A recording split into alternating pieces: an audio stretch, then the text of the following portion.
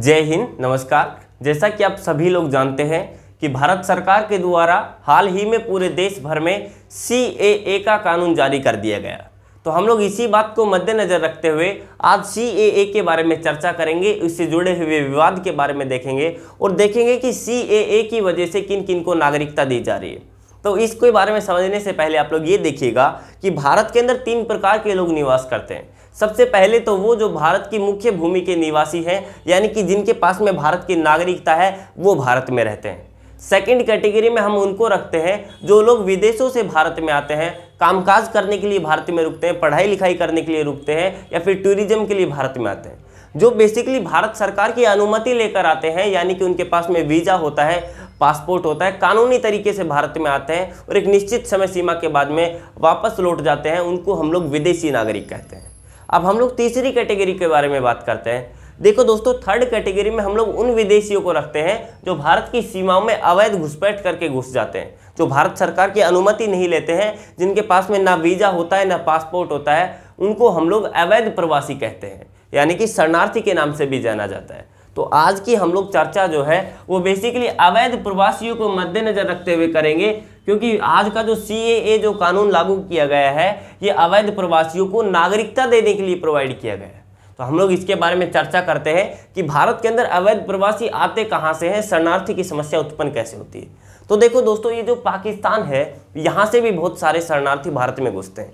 इसका कारण ये है कि पाकिस्तान जो है एक इस्लामिक राष्ट्र है, यहाँ पर मुस्लिम बहुसंख्यक आबादी ज़्यादा रहती है। तो वहाँ पर आप लोग देखते होंगे कि बहुत सी बार हिंदुओं के मंदिर तोड़े जाते हैं, हिंदुओं के ऊपर अत्याचार किए जाते हैं, उनका उत्पीड़न किया जाता है। बाकी जो माइनॉरिटीज़ के लोग हैं, सिख है, जैन है, उनके ऊपर जब अत्याचार किया जाता है तो वो लोग शरणार्थी के रूप में भारत में घुसते हैं, भारत की सीमा में अवैध घुसपैठ कर करके रहने लगते हैं। ऐसे यदि बात की जाए अफगानिस्तान की, तो अफगानिस्तान भी एक इस्लामिक राष्ट्र है, वहाँ पर तालिबान का शासन चलता है। देखो, तालिबान जो है ये बुद्ध धर्म का विरोधी है। इसका सबसे बड़ा एग्जाम्पल ये देखिएगा कि पूरी दुनिया के अंदर भगवान बुद्ध की यदि सबसे बड़ी ऊंची प्रतिमा थी तो वो अफगानिस्तान में हुआ करते थे, लेकिन तालिबान के द्वारा उस मूर्ति को, उस प्रतिमा को बम के द्वारा उड़ा दिया जाता है। तो इससे हुआ क्या, जो बौद्ध धर्म के लोग थे उनकी भावनाओं को ठेस पहुंचती है, उनकी जो आस्था है उसको ठेस पहुंचती है। तो बौद्ध धर्म के लोगों को जब प्रताड़ित किया जाता है तालिबान के द्वारा, तो वो भी भारत में शरण लेने के लिए आते हैं। ऐसे यदि बात की जाए तो भारत के अंदर शरणार्थी की समस्या शुरुआत से ही रही है। जब देश आज़ाद हुआ था 1950 60 से ही भारत के अंदर शरणार्थी की समस्या रही है। देखो, यहाँ पर एक तिब्बत नाम का देश हुआ करता था, चाइना ने आज उसको कब्जा कर लिया। भारत और चाइना के बीच में एक देश हुआ करता था तिब्बत। जब चाइना ने तिब्बत के ऊपर कब्जा किया तो कुछ लोग जो है भारत के अंदर शरण लेने के लिए आ जाते हैं। जैसा कि आप लोग जानते हैं कि दलाई लामा जो है हिमाचल प्रदेश के धर्मशाला में रहते हैं, उनके अनुयायी भी वहाँ पर रहते हैं। तो बौद्ध धर्म के जो लोग तिब्बत में रहा करते थे वो भारत के अंदर शरण लेने के लिए आते हैं। ऐसा ही दोस्तों, यहाँ पर शरणार्थी की समस्या काफ़ी बड़ी रही है। म्यांमार से जो रोहिंग्या मुसलमान हैं वो भारत में आते हैं। कारण क्या है कि देखो, जो म्यांमार है ये बेसिकली बौद्ध धर्म के यहाँ पर ज़्यादा लोग होते हैं। जब अफगानिस्तान के जो मुस्लिम हैं उनके द्वारा बौद्ध धर्म की प्रतिमा को तोड़ा जाता है तो म्यांमार के जो बौद्ध धर्म के ज़्यादा लोग हैं उनके अंदर आक्रोश हो जाता है। और जब म्यांमार के बौद्ध धर्म के लोगों को जब उनकी मूर्ति को तोड़ा जाता है तो वो लोग जो रोहिंग्या मुसलमान थे, यानी कि वहाँ पर एक जो मुस्लिम ग्रुप है, उनके ऊपर अत्याचार किया जाता है, उनको प्रताड़ित किया जाता है। वहाँ के जो मुस्लिम है, यानी कि जो म्यांमार के मुस्लिम, उनको रोहिंग्या मुसलमान बोला जाता है। तो यानी कि जब उनकी मूर्ति तोड़ी जाती है भगवान बुद्ध की अफगानिस्तान के अंदर, तो यहाँ के बौद्ध धर्म के लोग आक्रोश में आकर के यहाँ रोहिंग्या मुसलमान के ऊपर टॉर्चर करना स्टार्ट करते हैं। और ये जो रोहिंग्या मुसलमान है दोस्तों, ये बेसिकली बांग्लादेश में घुसते हैं और भारत की जो नॉर्थ ईस्ट की सीमा है इसका उपयोग करते हुए भारत के अंदर एंट्री मारते हैं। इससे क्या होता है कि भारत के अंदर रोहिंग्या मुसलमान की एंट्री हो जाती है। और सबसे बड़ी यदि शरणार्थी की समस्या देखी जाए तो 1970s के अंदर आती है, वो बांग्लादेश से। उस वक्त 80 लाख से 1 करोड़ ज़्यादा की संख्या जो है वो भारत के अंदर शरणार्थी के रूप में आती है बांग्लादेश से। कारण यही है, जैसा कि आप लोग जानते हैं कि पाकिस्तान और बांग्लादेश जो है पहले एक देश हुआ करता था, लेकिन बांग्लादेश के अंदर बंगाली भाषा बोली जाती थी और इस पाकिस्तान के अंदर उर्दू और पंजाबी भाषा बोली जाती थी। पाकिस्तान के जो लोग हैं वो बंगाली भाषा बोलने वाले लोगों को सेकंड क्लास का समझा करते थे।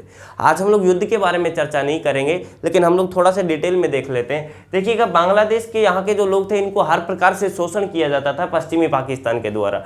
यहाँ को ना तो इनको राजनीति में इंटरफेयर करने दिया जाता था, यानी कि राजनीति में इंपॉर्टेंस नहीं मिलता था बंगाली भाषा बोलने वाले लोगों को, ना ही प्रशासनिक रूप से इनको हेल्प की जाती थी। थी। लेकिन होता क्या है, 1970s के इलेक्शन के अंदर यहाँ की एक आवामी लीग पार्टी थी, उसके शेख मुजीबुर रहमान वर्चस्व में आते हैं, यानी कि उनकी जो पार्टी है वो सबसे ज़्यादा वोट पाती है। तो नियम के हिसाब से डेमोक्रेटिक देश के अंदर शेख मुजीबुर रहमान की सरकार बननी चाहिए थी। लेकिन ये जो पश्चिमी पाकिस्तान के लोग हैं, ये बांग्लादेश जो यानी कि बंगाली भाषा बोलने वाले जो लोग हैं, इनको नीचा समझते थे, सेकंड क्लास का लोग समझते थे। तो इन लोगों ने इनको सत्ता देने से इनकार कर दिया। इसका परिणाम क्या हुआ कि शेख मुजीबुर रहमान ने ये डिसीजन लिया कि हम लोग पश्चिमी पाकिस्तान से अलग होकर के एक नया राष्ट्र बनाएंगे, वो होगा बांग्लादेश। ये जो बांग्लादेश है दोस्तों, ये 1971 से पहले एक पूर्वी पाकिस्तान हुआ करता था, पाकिस्तान का हिस्सा हुआ करता था। इसका परिणाम क्या होता है कि जब इन लोगों ने अलग देश बनाने की बात कही, तो यहाँ पे पश्चिमी पाकिस्तान की सेना के द्वारा एक ऑपरेशन चलाया जाता है, ऑपरेशन सर्चलाइट। इसका मकसद था कि यहाँ की सेना जो है बांग्लादेश के अंदर घुसती है, यहाँ पे जो बंगाली आंदोलन कर रहे थे, अलग होने की बात कर रहे थे, अलगाववादी आंदोलन कर रहे थे, उनको बेसिकली खोज करके ढूंढ के मारा जाता है। इसका परिणाम क्या होता है, जो बंगाली भाषा बोलने वाले तो पूरा बांग्लादेश के अंदर रहा करते थे, तो वो लोग उस ऑपरेशन सर्चलाइट के दायरे से बचने के लिए भारत के आसाम में आ जाते हैं, पश्चिम बंगाल जैसे क्षेत्र में चले जाते हैं। तो यानी कि भारत के अंदर शरणार्थी की समस्या है वो बहुत बड़ी रही है। इसका परिणाम क्या होता है, अब ये जो आसाम जो है, यहाँ की जो माइनॉरिटी यानी कि यहाँ के जो लोग हुआ करते थे वो माइनॉरिटी में आ जाते थे, क्योंकि जो बांग्लादेश के जो मुस्लिम लोग थे वो आसाम के अंदर उनकी संख्या बढ़ती जा रही थी। तो बांग्लादेशियों को बाहर भेजने के लिए आसाम के अंदर आंदोलन होने लगते हैं। आसाम के अंदर आसू का गठन होता है, एजीपी असम गण परिषद का गठन होता है, उल्फा नाम के संगठन का गठन होता है। बेसिकली आज हम लोग असम के बारे में नहीं देखेंगे, आज हम लोग CAA के बारे में देखेंगे। तो आप लोगों को इतना तो समझ में आ गया होगा कि शरणार्थी की समस्या भारत में कितनी बड़ी रही है।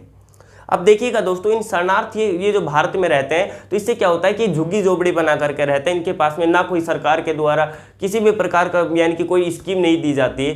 तो इनको भारत सरकार के द्वारा, बेसिकली बीजेपी सरकार के द्वारा सिटीजनशिप अमेंडमेंट एक्ट 2019 के माध्यम से नागरिकता दी जाती है।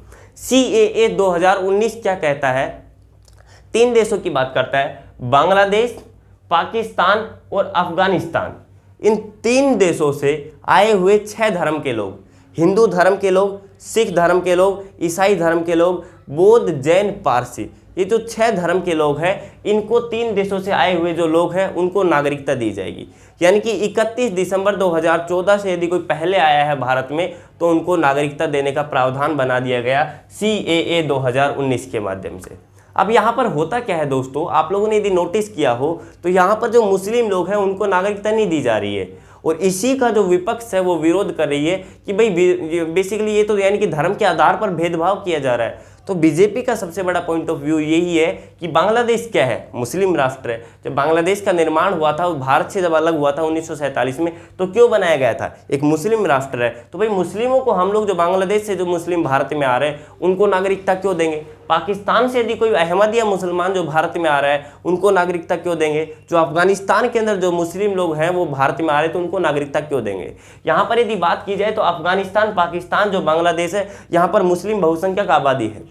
यहाँ पर जो माइनॉरिटीज है, माइनॉरिटीज के अंदर यहाँ पर माइनॉरिटी कौन है, 3 देशों में हिंदू है, सिख है, ईसाई है, बौद्ध, जैन, पारसी। तो इन माइनॉरिटीज के ऊपर अत्याचार न हो, उनको पीड़न न किया जाए, इसलिए हम लोग उनको नागरिकता दे रहे हैं। विपक्ष के द्वारा ये भी सवाल उठाए जा रहे हैं कि भारत के अंदर आज नागरिकता देने का सवाल सबसे बड़ा नहीं होना चाहिए। यहाँ पर क्या होगा कि भारत के जो संसाधन है वो बट जाएंगे, इससे जो यानी कि मुख्य भारत के जो लोग हैं उनके लिए नौकरी या नहीं है, उनके लिए शिक्षा नहीं है, उनके लिए स्वास्थ्य नहीं है। तो जो विदेशों से भारत में जो लोग आए हैं उनको यदि आप लोग ये सारी फैसिलिटी दे देंगे, उनको यदि नागरिकता मिल जाएगी, तो जो भारत के जो लोगों को सुविधाएं नहीं मिल पा रही थी उनके ऊपर और बोझ बढ़ जाएगा। इतनी संस्थाएं नहीं, शिक्षण संस्थान नहीं है, हॉस्पिटल्स नहीं है, जो कि उन पर बोझ बढ़ेगा, इंफ्रास्ट्रक्चर जो है उसके ऊपर बोझ बढ़ेगा।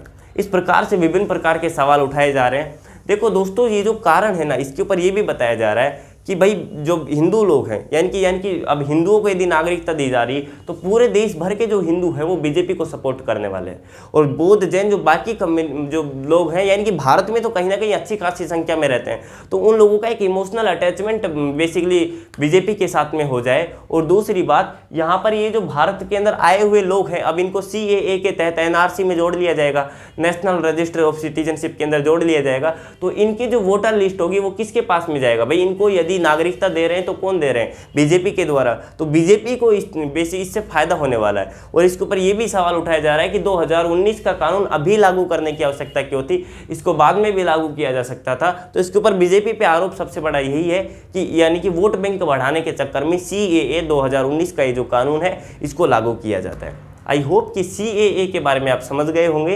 ये 6 धर्म के जो लोग हैं यानी कि माइनॉरिटीज़ में जो अफगानिस्तान, पाकिस्तान, बांग्लादेश में रह रहे थे, उनको नागरिकता देने के लिए बनाया गया है। अब हम लोग मिलते हैं किसी नए टॉपिक के साथ।